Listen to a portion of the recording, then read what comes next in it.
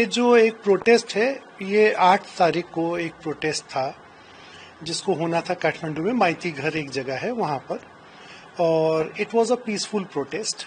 और इसमें कोई भी ऐसी बात नहीं थी, कोई भी पॉलिटिकल पार्टीज इन्वॉल्व नहीं थी इसमें। एक वो स्टूडेंट्स फॉर जस्टिस करके एक बॉडी है, उन लोगों ने ये एक मुहिम चलाई थी।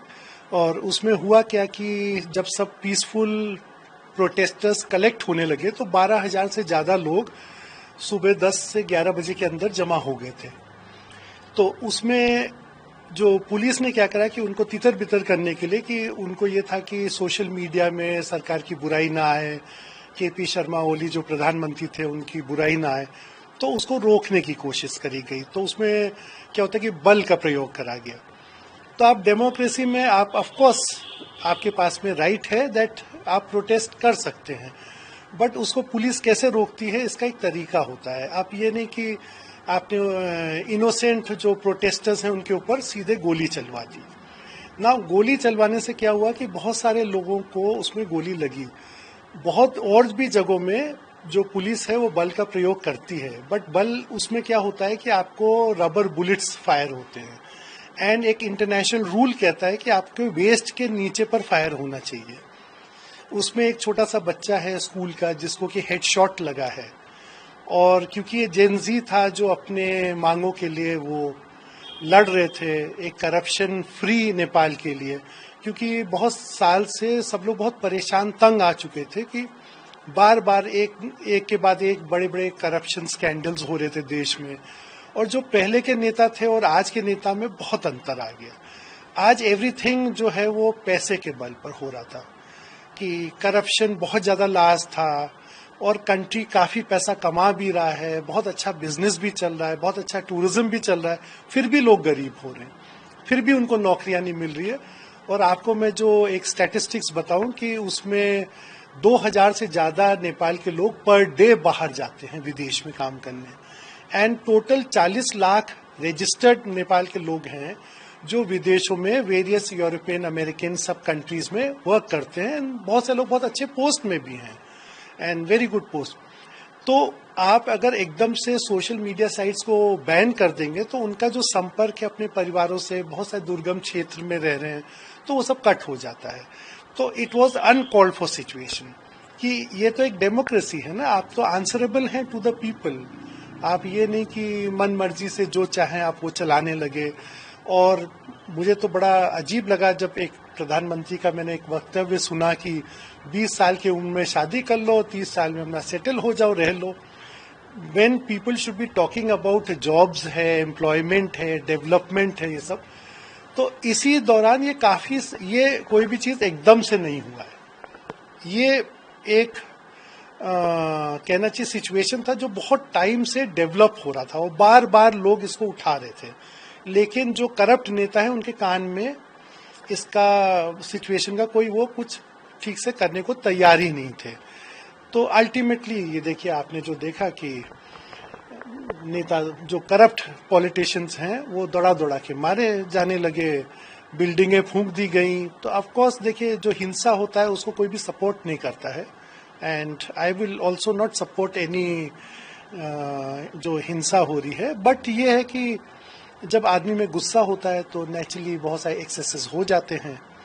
और जो पार्लियामेंट बिल्डिंग भी जला दी गई, राष्ट्रपति भवन जला दिया गया, बहुत सारे जो नेताओं के घर, क्योंकि उन्होंने कल रात को एक वो अपना इंफॉर्मेशन दिया था कि जितने भी जो करप्ट नेता हैं उनको हम पकड़ पकड़ के उनके घर उनको पीटेंगे और उनको जला देंगे। आपकी फैमिली से भी अभी भी कुछ लोग हैं जो पॉलिटिकली? यस, हमारे फैमिली में बहुत सारे लोग हैं। I come from a active political family, and वो क्लीन इमेज के लोग हैं। वो कोई भी ऐसा नहीं है कि हमारी फैमिली में किसी को कोई इफेक्ट नहीं हुआ है, एंड हम लोग का बहुत क्लीन इमेज है। आप अगर वो सेवरल गवर्नमेंट के टॉप फंक्शनरीज हैं, गवर्नमेंट में भी हैं, पॉलिटिक्स में भी हैं, और क्या कहते हैं, मैं किसी एक नाम को स्पेसिफिक नहीं लेना चाहूँगा, but yes there are plenty of people और they enjoy a clean image. और जैसे मेरे ग्रैंडफादर का है, उनका नाम एक तो बहुत क्लीन, एंड जैसे कि भारत में लाल बहादुर शास्त्री का जैसे कहते हैं उस टाइप का एक क्लीन इमेज है।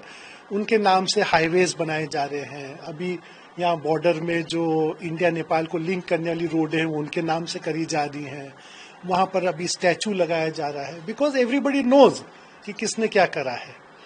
तो यही है कि जो करंट लॉट ऑफ पॉलिटिशियन जो अभी पिछले कहना चाहिए कि 10-15 साल से जो एक्टिव पॉलिटिक्स में हो रहा था, तो वो आई वुड नॉट से कि सब पॉलिटिशियन खराब हैं। देखिए इसमें जो बालिन शाह है जो काठमांडू का मेयर है, उनका बहुत क्लीन इमेज है। कल इनफैक्ट जेन जी ने उनको ओपन ऑफर दिया कि लीड दिस प्रोटेस्ट, क्योंकि एक अच्छा एक क्लीन इमेज का लीडर जिसको पूरा देश जानता हो, ऐसे लीडर की नीड थी। लेकिन उन्होंने उसको टर्न डाउन कर दिया था बालिन शाह ने। उन्होंने कहा कि देखो मैं अब जेन जी का एज का नहीं हूं और मैं इसको लीड नहीं कर पाऊंगा। तो बार बार उन पर उनके पास में रिक्वेस्ट आया, और आज जब केपी शर्मा ओली जी ने रिजाइन कर दिया और सारी सरकार उनकी रिजाइन करके राष्ट्रपति ने एक्सेप्ट कर लिया, तो फाइनली जो नेपाल आर्मी चीफ है उनका और बालिन शाह का मीटिंग हो रहा है, और मुझे लगता है कि 2-4 दिन के अंदर में एक इंटरिम गवर्नमेंट बनना चाहिए which will run the country, और 2026 में एक आम चुनाव बुलाए।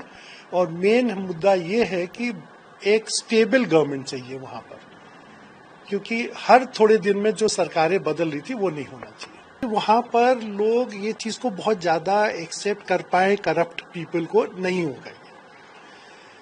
देखिए जब 2001 में जब रॉयल पैलेस मैसेकर हुआ, जब किंग बीरेंद्र की फैमिली पूरी मार दी गई, तो वो 1 जून की रात थी।